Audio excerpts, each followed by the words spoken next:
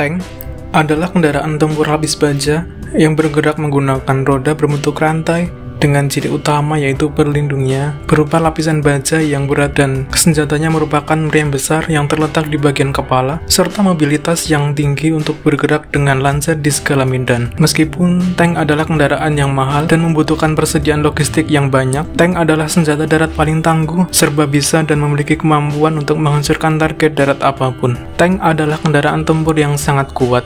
Walaupun begitu, tank tidak beroperasi sendirian. Tank biasa dimasukkan dalam unit lapis baja pada pasukan terpadu, yaitu gabungan antara infanteri dan kavaleri lainnya. Tanpa dukungan unit lain, tank, walaupun memiliki pelindung tebal, tetap bisa dilumpuhkan oleh infanteri, ranjau, artileri, dan helikopter atau pesawat musuh.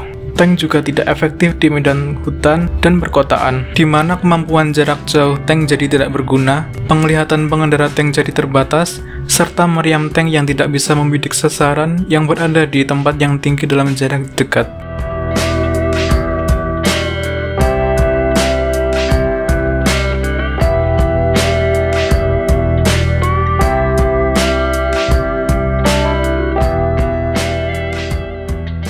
Sejarah tank dimulai pada Perang Dunia Pertama, ketika kendaraan lapis baja mulai diperkenalkan di semua medan pertempuran sebagai respon terhadap masalah-masalah parang parit.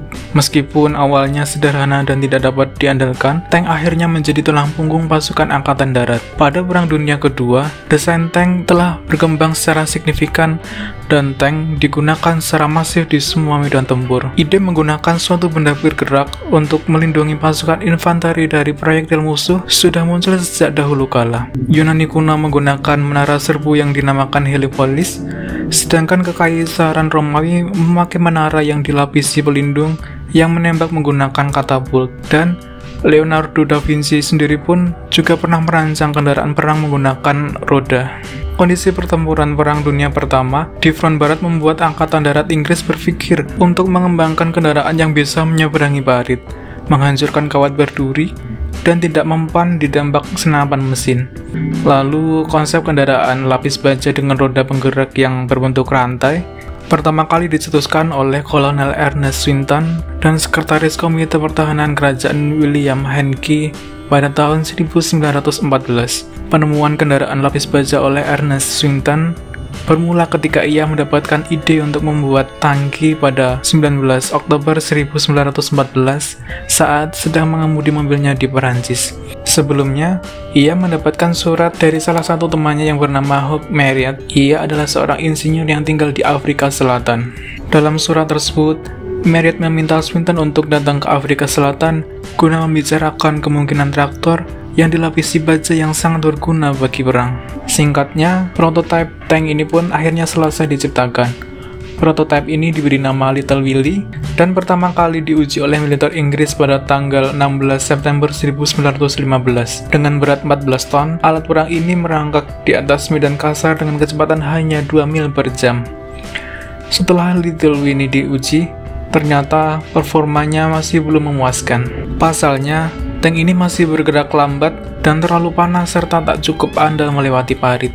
Pada awalnya, model atau jenis kendaraan ini diberi nama kapal darat atau ground ship, tetapi untuk menjaga rahasia, tank versi awal disebut dengan pengangkut air, yang kemudian dipendekkan menjadi tank. Istilah tank digunakan agar pekerja yang membuatnya mengira bahwa mereka sedang membuat kendaraan pengangkut air untuk tentara Inggris di Mesopotamia atau di Irak. Istilah tank ini akhirnya diresmikan pada tanggal 24 Desember 1915. Kemudian, Little Willie dimodifikasi sehingga keluar prototipe kedua dengan nama Big Willie.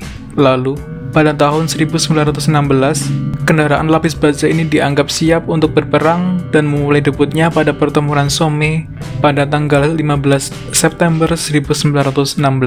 Tank pertama ini di dalamnya begitu panas, berisik, dan berat. Selain itu, tank juga sempat mengalami kendala di medan perang. Kendati demikian, orang-orang menyadari potensi berbahaya dari alat perang tersebut. Dengan terbentuknya konsep tank, pada masa di antara Perang Dunia Pertama dan Kedua, sejumlah negara mulai mengembangkan dan memproduksi tank masing-masing.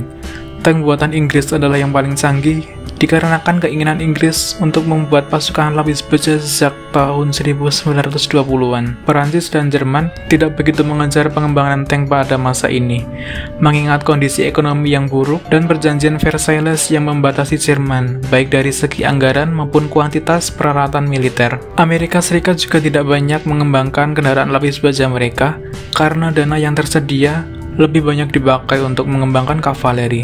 Pada Perang Dunia Kedua, tank mengalami banyak perkembangan secara pesat. Jerman misalnya menggunakan tank-tank ringan seperti Panzer I yang sebelumnya digunakan hanya untuk latihan. Tank-tank ringan dan kendaraan lapis baja lainnya menjadi unsur paling penting dalam Blitzkrieg.